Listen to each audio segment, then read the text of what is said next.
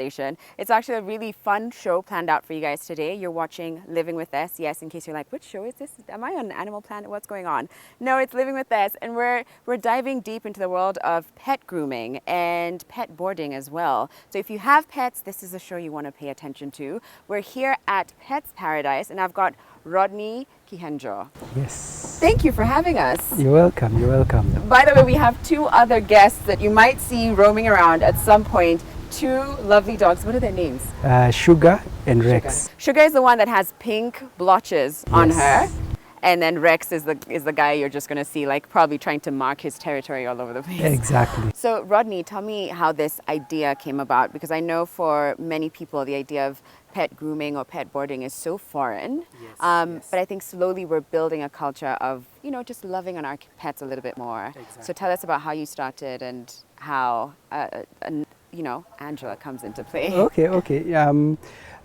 Angela, I'm a co-founder. Angela started Pets Paradise way back in 2016. Mm-hmm. And Angela is? My wife. Your wife. Yes, my wife. She's also a co-founder. Yeah. And it was really out of passion. What would happen, she's an accountant, so whenever she had free time, she would either be playing with pets or grooming pets and everything. Okay. Did she have pets of her own? Yes. We have a big cat at home. Ah. And we have 2 dogs at home. Okay. Yeah, so she's a lover of animals. Okay. So with time, she just started spending too much time with dogs and cats. Okay. Then around 2015, she decided to do an online course. An online course for grooming and boarding. Pet grooming? Pet grooming and pet grooming. So there is something like that? Yes. Grooming and boarding. Did she do it in the country? No, or? it was it's online. It's online, but it's certified in Canada.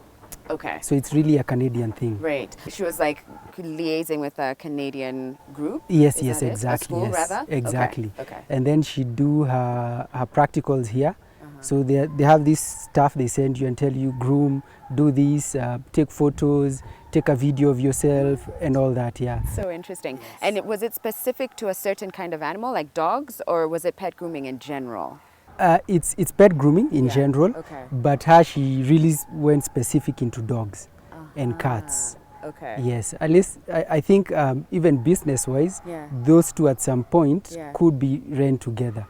Yes, so she sort of like specialized in those two much later. Okay. Yes. So 2015, she takes the course. Obviously, she passes. Yes. And what happens next? Then she starts grooming, and she started asking her neighbors, can I groom your dog? Initially, it was for free. Yeah. So she did it for about 6 months. But within that time, we realized that she was getting out of the office either too early so that she could meet her deadlines, or she was going to the office a bit late because she had clients to service. Because she loved pets this much. Because she loved pets. That she's like, it's okay, I will just clean you and groom you. Exactly.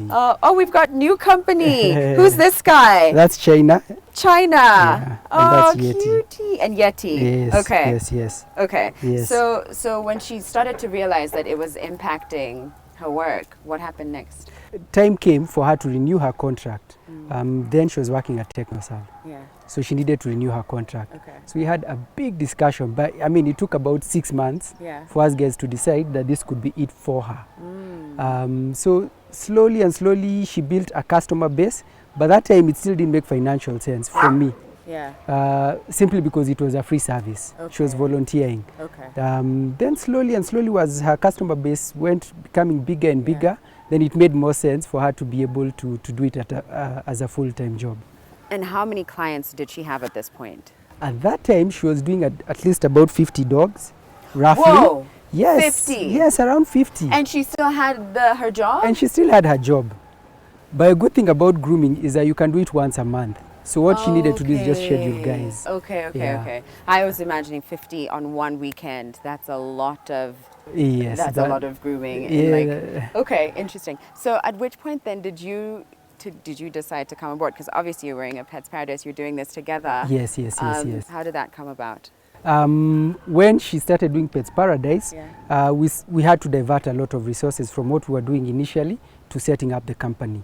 It's capital intensive. Okay. So we put in a lot of our savings, a lot of our friends' savings, a lot of our parents chipped in, and everyone who we could try and get something from. So we also tried to get a few investors and everyone.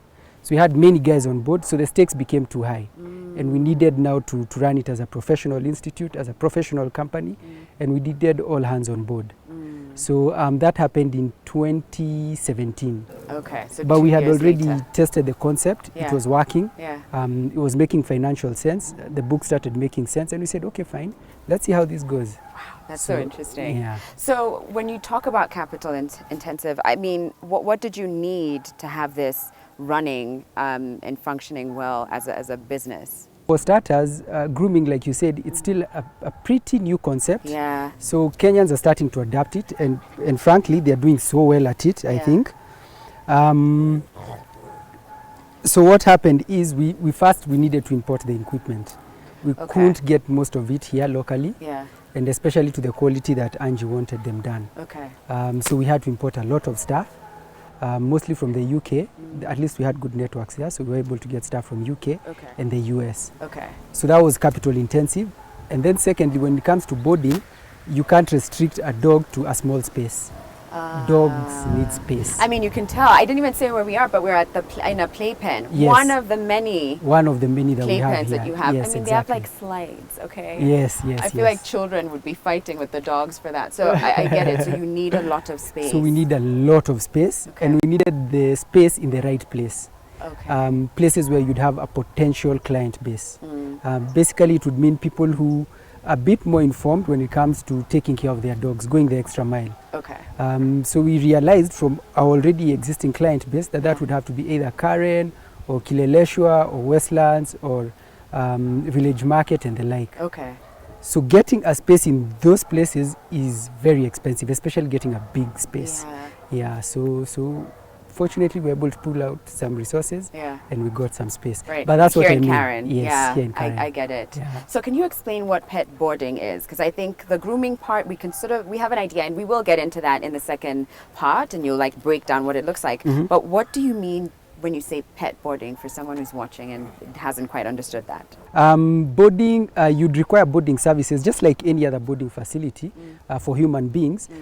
Say for instance, you're moving houses and you want to bring over your pet, finish your hustle, and then come pick your pet. So you need a place where you can board it temporarily or for the long run. You could be traveling. Perhaps you're going on summer holiday, or it's Easter vacation, Christmas. Yeah. Then you need someone to take care of your dog. Yeah. Historically, what we've been doing is that you either call your cousin up and tell him, could you take care of my dog or something like that. And there are issues to that. There are pluses and minuses. But then it becomes easy when there's an available facility. You can just drop off the dog is taken care of, and come pick the dog, and that's it. So you'd either be traveling, you could have guests, and you want your pet to be somewhere else, so that after the guests leave, then you can. Okay. Oh, look at you! Okay. He's not liking this story. What's his name again? Yeti. Yeti is not here for this story. It's okay, Yeti. That's so funny. Yeah, but we go through this all the time, right? So what does that mean when he's doing that? Is it a boy or a girl? Yeah, that's a boy. So why would Yeti, what does that mean when a dog does that? He's sort of like marking his territory. Okay. Like, I'm the dude around here. Okay, fine, Yeti. So I get it now, right? Yes. And I'm sure people watching understand. It's essentially whenever you have to leave or you're unable to really care for your dog, this is a safe space that you know they will get the kind of play they need to have on a daily basis. Activities are planned out, food and everything, right? Exactly. So on average, how many dogs do you have, say around Christmas last year? How many dogs did you? Around Christmas, we had in and outs. There are some people who went on holiday early Christmas, and there are those ones who went on holiday the later part of Christmas. So we had about 107 dogs within the Christmas season. That's December. 107. Yeah, so Kenyans are picking up pretty well and taking care of their dogs. I mean, even just earlier before we got here, I was speaking to a friend and I was asking, like, so what do you actually do when when you guys go on holiday with your pets, and he was like, you know, sometimes call someone and have them come over, but that can be a hassle. Yes, yes. So this is like a comforting option for anyone who really loves their pets and wants to know that they're fine. Exactly. So you've been in the business, you and Angela have been in the business for now 4 years, I'd say, since 2015, yes, right? Since 2015, yes. Right, so 4 yes. years. So what have you noticed? What are some of the changes that you've noticed when it comes to the pet culture in the country? Okay, we are really, really getting attached to our pets. You'd get calls from, even at night, can I have a picture of my dog? What? Yes, yes, yes. So it's like a mother with their child or a father with their child. Exactly. And guys are really, really cautious who they leave with their dogs. They would have to come here, inspect the place, see if they like it, see if it meets their standards. Try as much as possible to match it to the home before they leave the dog. Whoa, so they're really invested. Oh, totally. They have up-to-date vaccinations, up-to-date treatments. Yeah. Some even have the history, who's the mother of the dog, who's the father of the dog. I love that. Yes, I love yes, that. yes, So, yes. so on average, how much would it cost to then have this kind of boarding service? If I was thinking of leaving my dog for, say, 3 nights, how do you determine what that cost is like for people? It really depends on the dog size, primarily because the care that we give to the dog, again, depends on the size of the dog. Yes, yeah. Also, the resources in terms of eating Yeah. and security and everything is really based on the size of the dog. Okay. But on average, from big to small, Yeah. a dog would be from 600 shillings A on night? the lower side Yeah. a night Okay. to 1,200 to 1,500 shillings Okay. a night on the higher side. So it really depends because dog sizes vary. We have dog sizes that are even up to 90 kilos, 120 kilos and everything. 120 kilos? Yes. You can have really large breeds. I mean, that means if that kind of dog tried to jump on me right now, I'm crushed. Yes, you're on the floor easily. Oh, snap. Yeah, so it's completely different. I guess it varies as opposed to if it was like Sugar. Yes. It's like a nice little nice, size coochie. and like, it's different. It's totally different. So are there moments where you've had to turn someone down? Is there ever that? Or what do you look for when you're saying, yes, you may leave your dog? Because in the same way that they're giving you all this inspection and, trying to see that things are right, I can only imagine that you've also got to safeguard the other dogs and their interests. So what do you consider before allowing someone to leave their pets here? Okay, I think what you've said already, you're halfway there. One, we don't want really aggressive dogs. Okay. Yes, because we have the responsibility of taking care of many people's dogs. Yeah. So we want at least a manageable dog. Yeah. A dog that has been well socialized. And of course, a dog that has up-to-date vaccinations and all their records are intact. Okay. Because you can imagine, it's not only about taking care of our dog, but we also have staff. Yeah. So if a dog is not well vaccinated and it goes at it on one of our staff members, God forbid, it would be quite something. Yeah. So we want the level of aggression, and then how well the dog has been taken care of in terms of vaccination, the historical record. Okay. So when those two don't match up, then sometimes we politely decline. Okay. Yes. Right. And I'm sure they'd understand. They would. And some of them would just do like corrective measures. Okay. Yeah. And then they can come in and they can enjoy their holiday or whatever it is that they're doing without having to worry. Last question before we go on break. I've heard of pet insurance. Is that something that you consider? Is that something that you talk to your clients about? Is that even a thing, a real thing here? Do a lot of people have that? Yes. Okay. In Kenya, unfortunately, not many insurance companies have that. Okay. But we have one that does that. Yeah. However, at least from what I've had within the market, because we've considered it, we've had a few guys come over, do a few quotes and everything. When you consider the premium vis-a-vis the benefit, it really doesn't make a difference. Okay. Like you'd probably pay.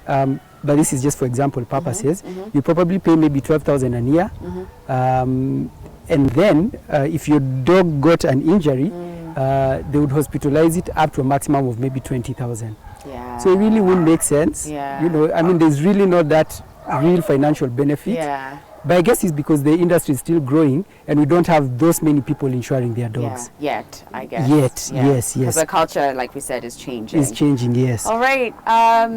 we've got to take a break now, I think. Okay. So we're going to take a break, but we'll come back and now we'll get to understand a little bit more about pet grooming. Like, what does it actually look like and what gets clipped and cleaned and all of that stuff. We'll be back in a moment.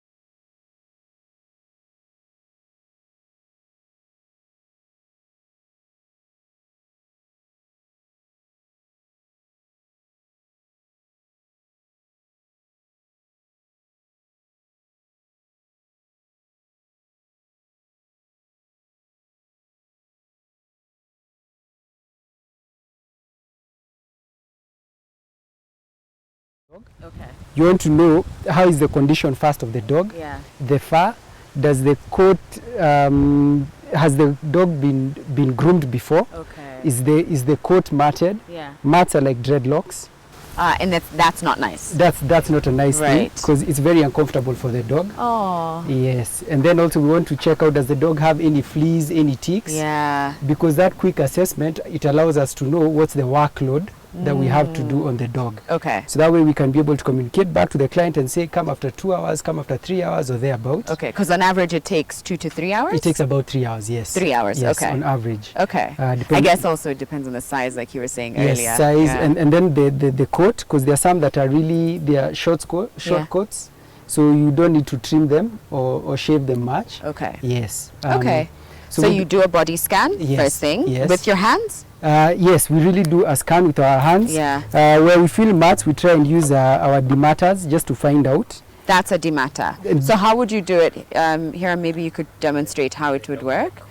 So Okay. you just, it's just like a hairbrush. This is a dog rake, specifically for dogs. So he passes it through. Yeah. So you can tell already that Sugar needs some, you see, as he rakes now, you can tell. So And it leaves it softer?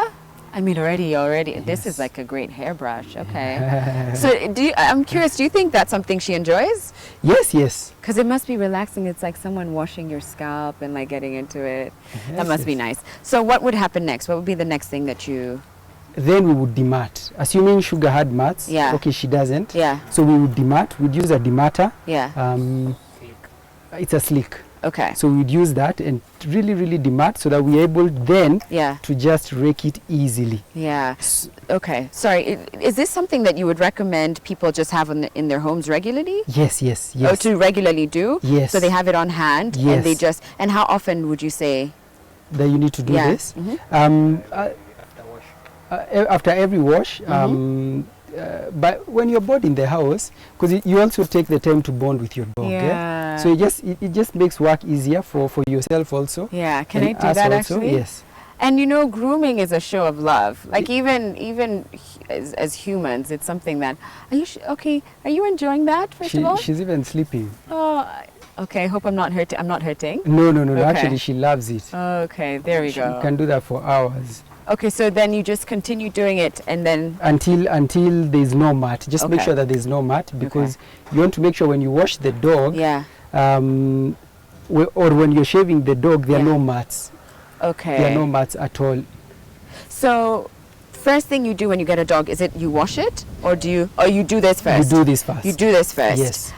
Do that and then demat is what you're Yes, saying. yes. And is that all you would then do to the fur? You've talked about shaving. Yes. Is that something that dogs generally need, or? Yes, it depends. It depends. If the dog is really matted, Yeah. you can imagine there sometimes we get dogs that have dreadlocks all over, and it's really uncomfortable for the dog. Also, just general hygiene Okay. of the dog. Okay. It's like taking good care of your skin. So it really makes a Okay. difference. Yeah. So in those instances, then you'd have to shave the whole dog. Look at that. She is thoroughly enjoying. Can you see? She's so in love. So you'd have to shave the whole dog. Yes, Yeah. yes. Wow. So that the coat can start afresh. Okay. Yeah, but instances like Sugar where you don't, Yeah. after dematting, then you'd have to wash the dog. Oh, is there more care that you put into their fur? The fur. Okay, Yeah. after you finish washing the dog, Yeah. then again you take, what we do is that we give a spa bath. We All approach right. like that. I feel like I want to sign up for a spa bath. What's a Yes, spa yes. bath for a dog? What For does a that dog, mean? Basically, it means we spoil the dog. We give it some massage as wow. in the bathtub. Yeah. In a tub. yes. Wow. Hot water and Ooh. some really funky shampoo, so Yeah. that she smells really nice. Yeah. And then after that, Yeah. if she agrees to get out of the water, because there are instances where we really have to drag her out of Right. the water. Yeah. Put her again back in the grooming table, Yeah. blow dry her, Okay. and then now is when Hiram would take his Oh, blow He blow dry. dry her. Okay. using the correct temperature, Okay. and then combo comb. he What does is that? What is that? Combing while blow dry. Oh, so it's full on. Yeah. Can I see this? Interesting. Okay. So there's still more care to this fur. Oh, by the time we're done, this must be like Brazilian hair. I don't know. It feels like by the time we're done, it's going to be on that level. Yes. Wow. So do you do anything to any parts of their body, like nails or eyes, or what else do you do? Yes. We do that. We clip the nails, especially for house dogs. Uh-huh. They mess up the seats. Oh yeah, yeah. So you need to clip the nails. Okay. So for nail clipping, Yeah. Okay. this is when they're not that long. That's when Okay. they're very long. You Okay. clip the nails. Yeah. And then after that you smoothen And by the way, I'm just wondering. Oh, and then you smoothen with this. with this. This So I mean, all of this would be terrifying even for a human, right? Like someone bringing clipper, it can be a little bit unnerving, especially if Yes. it's your first time. Yes, yes, So yes. how do you manage a dog that starts to get a little bit anxious around, like, because this must make a noise, right? That one. Yes, yes. I mean, you see that? Yes. Do you tend to get dogs that are like, no, sir. not Yes, today. yes. So how But do you? We try all tricks in the book. Yeah. There are some dogs that you really have to be firm. Yeah. When I say you be firm, it means you're showing the dog that there's nothing wrong with this. So you tell the dog no. And there are other dogs that you have to pamper them. You have to go like, you know, it's all good. Yeah, they're really like babies, They're aren't they? really like babies, yeah. So whichever works, depending on what dog it is. Yeah. You can pamper, you can be a bit firm. Okay. And we can also try the dog treat way. Give it a few treats, so it's a good dog, then it understands, oh, so this is a good thing. Okay. So it lets you do it, and there Right. are others that just sleep as you do that. Oh, because they must enjoy it. It's like a Some real really spa, enjoy right? it, yeah. Must be exciting. And I also see that you've got this, which I imagine you Yes. would then have it attached. But, you know, because she's a regular here. She's an owner. This is her home. Yes. She gets it. So you probably don't need to use the leash. Yes. But if it was a new dog, you'd You'd have have them. to, Hiram can on show a us how that goes. Okay. Yeah. Oh, there we go. So there we go. And that means they have to stay on the table. They have to stay on the table, yes. Okay. That and the back. Okay. Yes. Ah. Or even her legs. Even her Oh, legs. and you do bum bum. Oh, you look Yes. so cute. Can I say hello? Oh, she's just such a chill dog. Yeah, she's very easy. Okay, so that's it for the fur and for the nails. Is there eyes? What do you do for eyes or ears, or do you do any of that? Teeth? Yes. Okay. We brush dogs. Uh-huh. We brush their teeth. We have a Wait, you toothbrush. brush their teeth. Yes. Do you have clean teeth, young lady? How old is she actually? She's about 6 years. 6 years, so not quite young. Yeah. But and does a dog let you? Do you have to like pry the mouth open and get in there? Yes, it depends. We have the equivalent of Colgate. Oh, Is okay. really Okay. it has a flavor. Ah, Yes. so they dogs enjoy it. enjoy it. Okay. Yeah. It really is like a spa session for the dog. So you do the mouth, you brush their teeth. Then we do what we call a sanitary trim. Okay. What that does, Yeah. just you sort of like Get their shave. behind. Yes. We're going to like. Oh, are we really going to turn her over? No, there's no need. No, Leah, let's not show her. Let's like protect her. Don't look, everybody. Look at it. It's okay, baby. Come turn the other side. They get what this means. But yes, but you do the you sanitary. get in there. Yes. To try and like make sure that there's the whole no place hair. is clean. Aha. So when she poops or she wee-wees, Yeah. it doesn't go to the fur. Yeah. So it's all neat and clean. Okay. Yeah. Look at her, and she was just going to let us do it. It's okay, we'll protect your dignity. Okay, so that's it for the backside. For the back side. And the the under under. as well. Yes. All right, and this whole process you've described is what takes about 3 hours 3 on hours. average. Yes. Oh, lovely. Okay, thank you. Thank you. So when was the last time she had one? It's been about a month. And on average, how long do you think people should groom their Groom dogs? Their dogs 4 weeks. 3 Every to 4 weeks. every 3 to 4 Yeah. weeks. Okay, and the importance of grooming is that. The hygiene, Okay. and especially if you have, it gets messy in the house if it's a house Yeah. dog. Yeah. Okay. So you have fur all over the place. Yeah. So you want to make sure that once you groom it, if the dog is a house dog, then it's easy. It's okay. Oh, okay. Even being around kids, the kids can still play with the dog and you're comfortable. You're okay. Yeah. You know that the dog is clean. Okay. And also for the dog, hygienically, Yeah. it's good for the dog's skin, Okay. for the dog, and just general health care for the dog. Yeah. Yes. Oh, lovely. Okay, all right. So I know you do some work with KSPCA, Yes. which stands for Kenya Society for Protection and Care, KSPCA, of Animals. Yes. KSPCA. Yes, yes, So what can you tell us about that? Because I think it's a really amazing cause. Yes. What we do for our CSR is that anyone who donates to KSPCA, when they either come here for a groom or for a board, then we give them discounted rates. because we want to encourage guys to be able to donate to the KSPCA Yeah. as much as they can. Right. Yes. I love that. Yes, yes. All right. Well, thank you so much, Hiram, and thank you as well, Sugar, and thank you, Rodney. Okay. Thank you. Remember, if you want to, treat your pet, and it's specifically dogs. Do you do cats? We do grooming do- for you cats. do grooming yes, for cats. but we don't do boarding for cats. Okay. Not yet. Okay, not Yes, yet. not yet. But if you want to do grooming for your cats or your dogs, then head over to Pets Paradise. They're located here in Karen, and they've got like all this running space for the dogs too, and Yes. playing ground, slides, the whole 9 yards. Thanks, guys. We've got to take a break, but when we come back, we'll speak to a vet so we can get into the health side and the health section of taking care of your pets, because that obviously matters. We'll be back in a moment.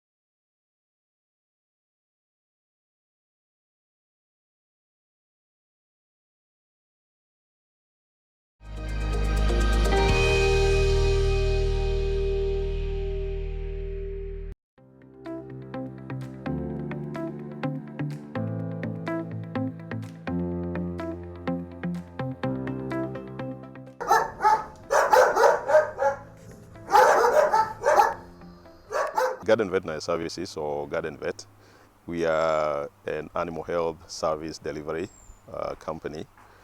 We are a limited liability company, and we have been working since 1992. We have been around for some time.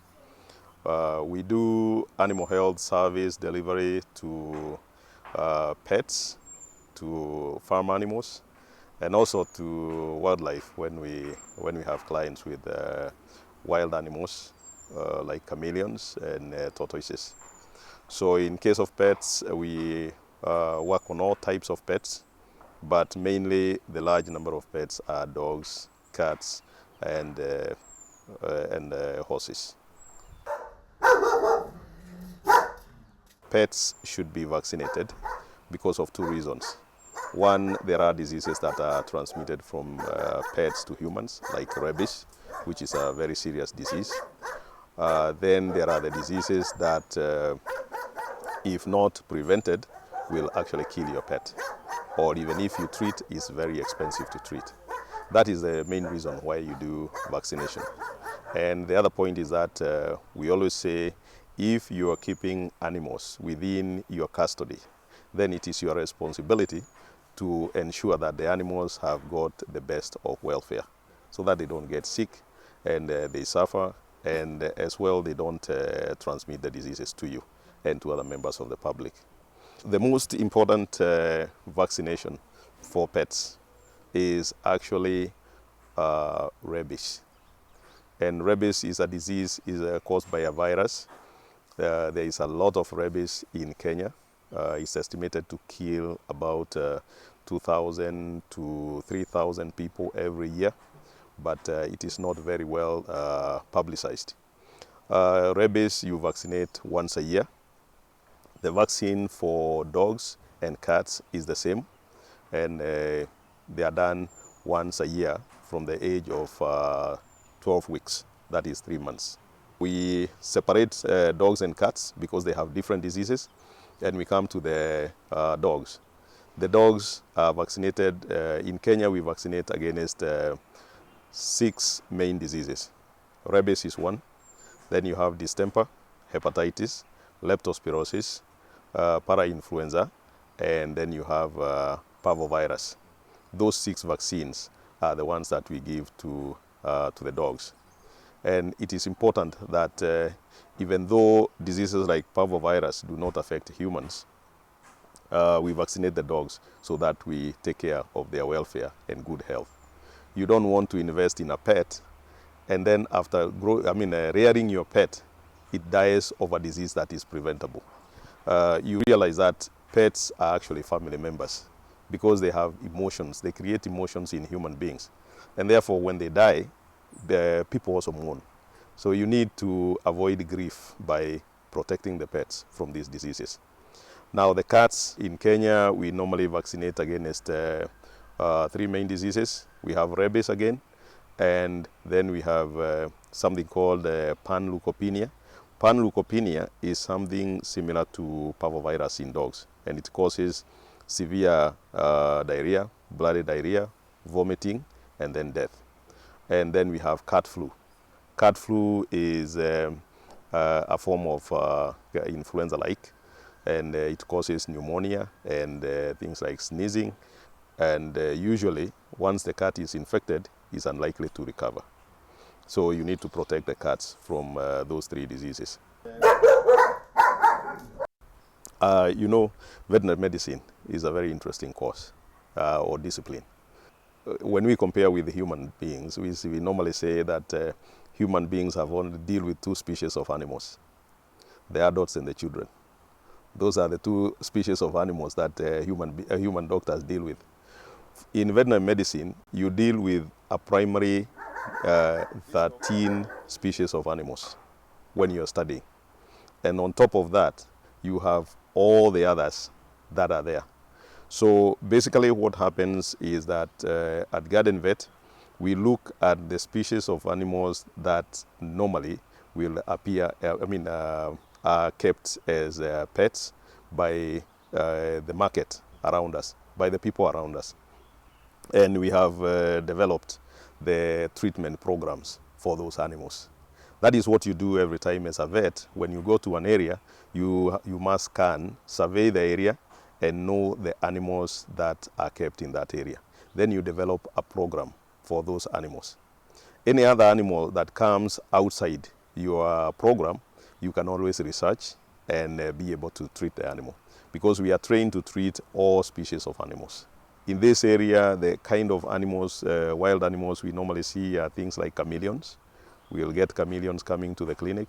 We have tortoises. You have snakes in some cases. And then we have wild birds like the cranes and also animals like parrots. Those are the animals that we'll normally see. Pets should be dewormed every 2 to 3 months. But for puppies and kittens, you deworm every 2 weeks. And when people are doing deworming, it is important for any owner of a pet to know that deworming has got 3 components. And this is deworming for roundworms, deworming for tapeworms, and deworming for flatworms. So the medicine that you use or your doctor uses must be sure to clear all the 3 types of worms. And that is why it is important to take your pet to the doctor for deworming rather than you deworming for yourself. Because in most cases, the roundworm medicine is the cheapest. So most people tend to use the roundworm medicine, and then the pets die of tapeworms or even flatworms. The best food for pets is what you find working best for your pet. What keeps the health of the pet, and it is also palatable. Going back to the 2 species, the dog and the cats, because those are the most common pets. And most of the food that you find in the market will be for dogs and cats. These 2 animals are primarily meat eaters. It is only that we brought them to our home environment and we started feeding them on ugali, starch. But they are essentially meat eaters. So you find that the food for cats and dogs should have a lot of animal protein. That is meat. Meat of any type. It can be fish, can be chicken, can be red meat. They should have a lot of meat. So first of all, if you can feed your animal, if you can afford to feed your cat or your dog on meat and milk without going to the shop, that is good. It's beautiful. The animal will grow very well. The problem is that sometimes it becomes a bit expensive. Now, the good thing with the food from that is the pre-cooked food from the factory, is that it is supposed to be very balanced in nutrition. So you just come and feed your animal according to the manufacturer's specification. If you can get a good factory food that is very well balanced and works for your pet, then that is good. Now, there are difficulties with both types of feeding. When you feed on domestic, that's a household food, in most cases we tend to give the animals the remains. That should not be the case, because then you find that you might actually give the animal a lot of salt, you are giving the animal a lot of bones, you are giving the animal a lot of starch.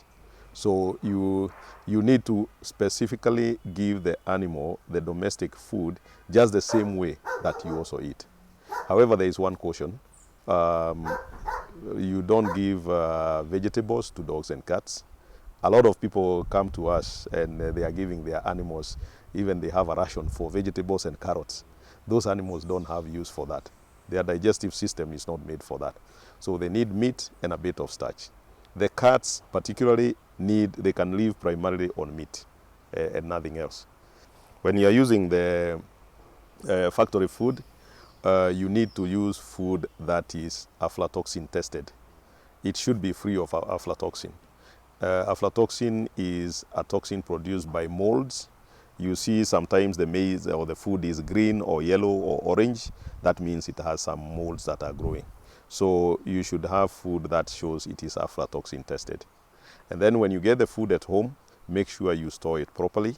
You don't store it on the floor or against walls. It should be on a raised surface which is made of wood or cartons, so that there is no formation of moisture within the food. You have had a lot of times people saying their dogs have died in large numbers. And usually the cause is aflatoxin. The final thing on feeding, people come and ask how much they should give a dog, how much they should give a cat. Now, you should not worry about how much you give. You should learn to observe your dog or cat and look at the following signs. One, your animal should be, all the bones should be covered. If you are seeing the ribs, you are not feeding well, or there is another problem. Then the coat, the animal coat should be shiny and thick. If you find the hair is thin and coiling, or you find that the hair is looking faded, then your feeding is not proper, or there is something like worms or even disease that is preventing the animal from utilizing the food. So once you have seen that, and if you talk with your doctor, they will give you the weights or even how to determine the bones are well covered, then you don't need to worry about measuring, because measuring is tedious, and again, depending on the stage of growth of the animal, the nutritional requirements are different. So you need to do more of observation and assessment than weighing and giving the animal a predetermined weight of food.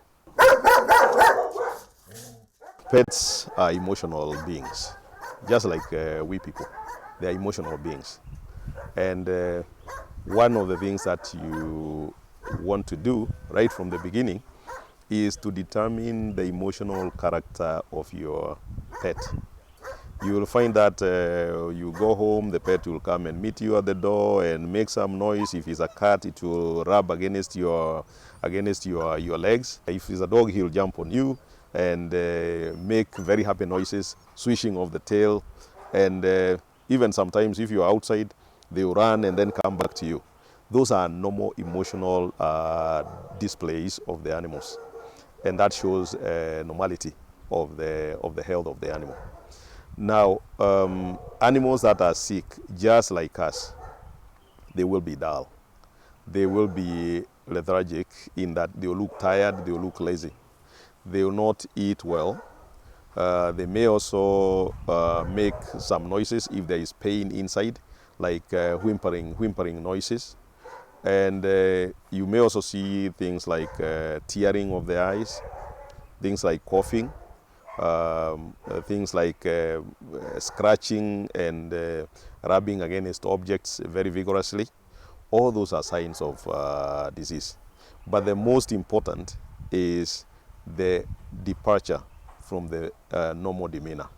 If the cat comes and meets you and goes around you, rubs against you, then that is the normal.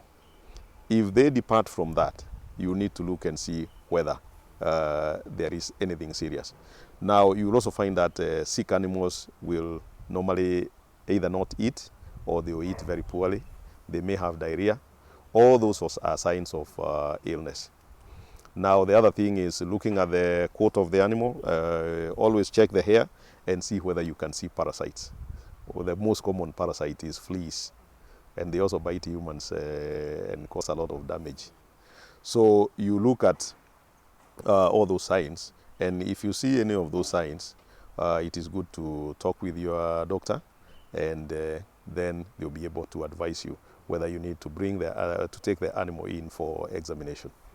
Yes. All right, I hope you guys enjoyed today's show. If you have pets, you lucky people, I hope you're loving on them and taking care of them and taking them in for grooming, because I mean, look at how happy Sugar is, and I can bet it's because she's well taken care of. So thanks everybody for watching. We'll be back tomorrow as usual. I'm gonna go probably take a nap with this little one, but we'll see you tomorrow at 8 a.m. sharp. Bye.